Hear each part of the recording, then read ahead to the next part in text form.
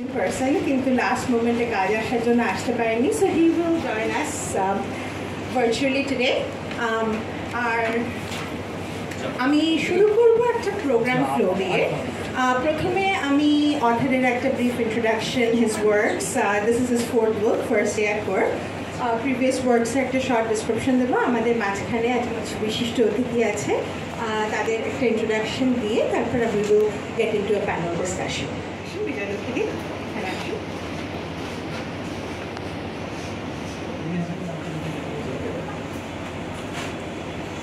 And we have Devaruthi Guho, filmmaker, columnist, and guest lecturer at Catholic University.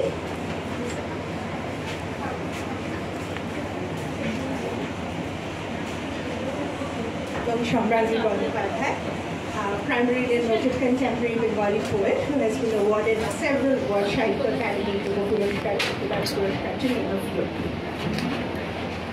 Hey, Babudata.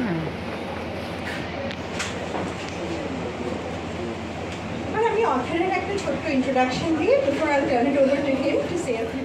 এগুলো তো সব formal introduction about all the different books, but personally I can say দেবাশিসের বই লেখা একটা passion.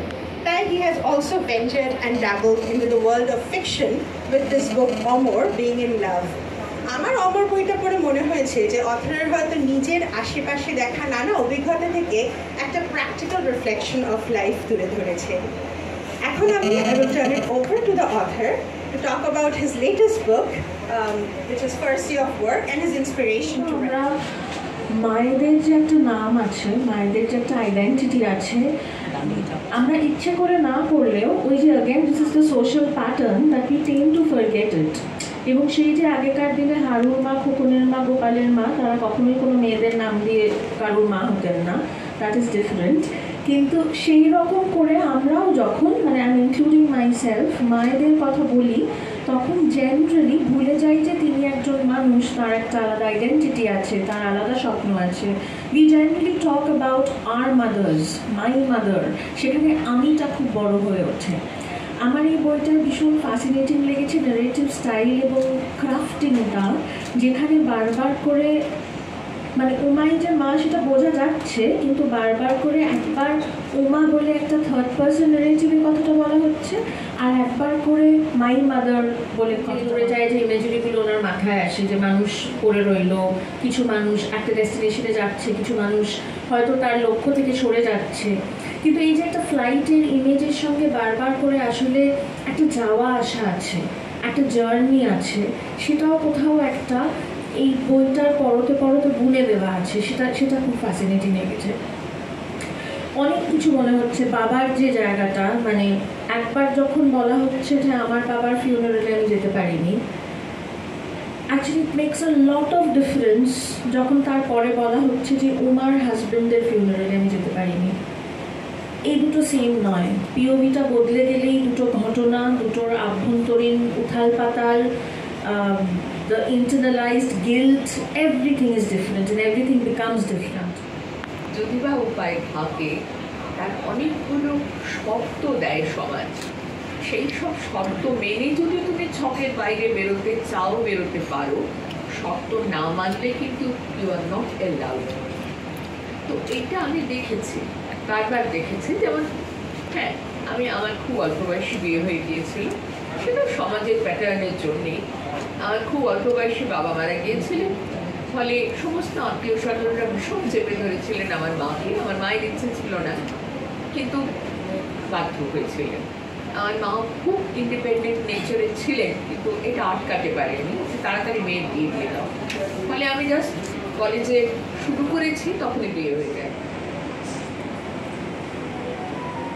নীল এখন আষাঢ় মাস চলছে, নীল নবঘনে আষাঢ় গগনে তিল খাই আর নাহিরে, ওগো আজ তোরা যাস নে ঘরের বাহিরে, বাদলের ধারা ঝরে ঝরে ঝরো, আউশের ক্ষেত জলে ভরো ভরো, কালি মাখা মেঘে ওপারে আঁধার ঘনিয়েছে দেখ চাহিরে। 2004 সাল, তখনও নিউজ চ্যানেল 24 ঘন্টার বাংলা নিউজ চ্যানেল হয়নি, একটি নিউজ চ্যানেলে ঢুকেছিলাম, সেটাও আমি 6 মাস করে ছেড়ে দিই। তারপরেই আমি যে অফিসে চাকরি করতাম তার ঠিক গ্রাউন্ড ফ্লোরে ব্ল্যাক ম্যাজিক মোশন পিকচার্সের অফিস ছিল, এবং সেইখানে আমি স্ক্রিপ্ট লিখতে ঢুকে যাই। এবং তারপরে আবার মানে এই 2017 সালে একটি ওটিটি চ্যানেল, নাম করা ওটিটি চ্যানেল, 15টার নাম বলছে, সেখানেও আমি চাকরি করতে ঢুকেছিলাম। সেটা অবশ্য আমাকে বেশ নেমন্তন্ন করে নিয়ে যাওয়া হয়েছিল, কিন্তু আমি ওখানেও 6 মাসের বেশি টিকিনি। ফলে আমি তো মানে কোথায় যে ফার্স্ট ডে বলবো সেটা জানি না। তবে আমি যখন ফিল্ম অ্যাসিস্ট করতে শুরু করি, মানে আমি তো ছবি বানানো শিখেছি অ্যাসিস্ট করে, বাপ্পাদিত্য বন্দ্যোপাধ্যায়কে আমি এগুলোতে অ্যাসিস্ট করতাম। এবং কিন্তু আমি প্রত্যেকবারই যখন চাকরি করতে যাই আমি কিন্তু ভাবি যে এইবার তো আমি আর এখানেই থেকে যাবো আর কি লাইফ টাইম। কিছুদিন পরই তারপরে দেখি যে না, ওটাও লাইফ টাইমের মাঝামাঝি কেন শুরুর দিকেই বেরিয়ে চলে গেল, আবার খুঁজতে বেরিয়েছি। সেই করেই কিন্তু ফ্রিল্যান্সিংয়ে এন্ড আপ করা আর কি, কারণ কোথাও ঠিক ছিলাম না।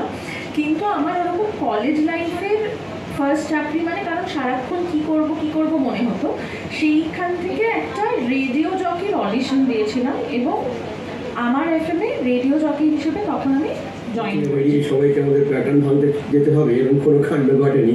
তো প্রশ্নটা হচ্ছে যে কী করে এই প্যাটার্নগুলোকে আইডেন্টিফাই করা যায় যখন যেগুলো আমাদেরকে আটকে দিচ্ছে, সেইগুলো ইম্পর্টেন্ট, যেখানে ঘোমটাটা খুলতে হবে, সেই জায়গাটাকে দেখাটা, নোটিস করাটা বা কনসিয়াস হওয়াটা, সে ব্যাপারটা, সেটাই হচ্ছে আমাদের আলোচনার বিষয় ছিল। আরেকটা কথা মনে পড়লো এই গল্প শুনতে আপনার মতো সম্রাট নিজে হঠাৎ মনে পড়ে গেল, আমার যদি কি আমাকে জিজ্ঞেস করতো ফার্স্ট ডে অ্যাট ওয়ার্ক কীরকম, this is not at all my first day at work. But আমি 2 বছর ন্যাশনাল হাই স্কুলে একদম ভুলে গিয়েছিলাম। ন্যাশনাল হাই স্কুলে ফিজিক্স টিচার ছিলাম ক্লাস 11-12-এ। কী করে যে হয়ে গেছিলাম জানি না, কেউ একটা বলেছিল তো টাকা দরকার, চলে আয় একটুখানি, চলে আয় তাহলে ওখানে পড়াতে পারবি। তো ইন্টারভিউ দিলাম, first day at work.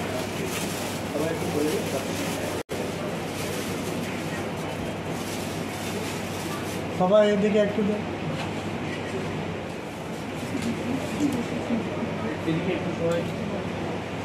Debashis বাবু যে বইটা যে পরিপ্রেক্ষিতে লিখেছেন আজকে শুধুটা রিলিজ হয়ে গেল, কি বলবেন?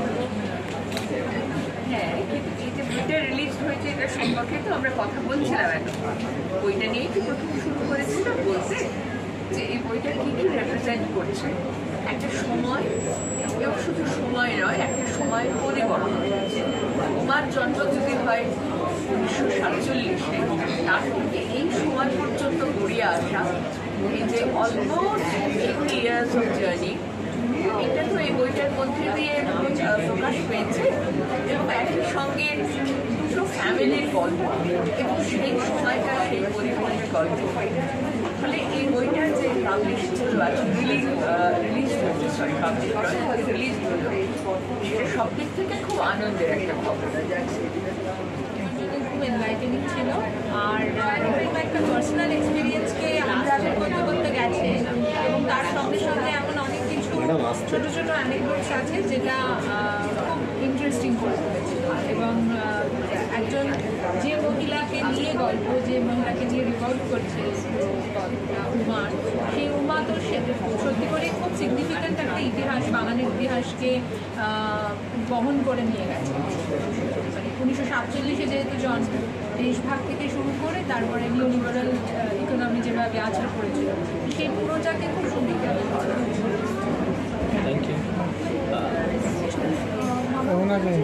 ফোন ঢুকছে,